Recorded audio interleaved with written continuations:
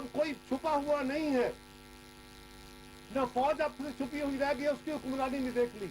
उन्होंने जो फौजी लीडरों ने आके जो कोई कमाल किए हैं वो भी सारी कौम ने देखे हैं, वो जो बर्बादियां उतार के गए।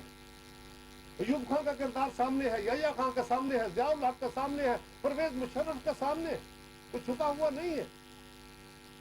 इसी तरह पीपल्स पार्टी को भी आपने देख लिया, मुस्लिम लीग को भी देख लिया, काफ लीग को भी देख लिया, इमरान खान को भी देख लिया।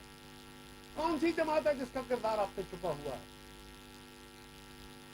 आज मैं आपसे सवाल करता हूं, हम अपने अपने जगहों पे धड़ों में बटे बैठे हैं, हमें देखना होगा वो कौन सी जमात है जो नारे मारती है, सिर्फ अमल नहीं करती।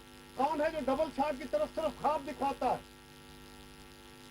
आज पूछिए, पूरे 4 साल में इमरान खान की हुकूमत ने कोई एक काम, मैं रोज पूछता हूं उनसे, इमरान की हुकूमत कोई अपना एक काम हमें बता दे।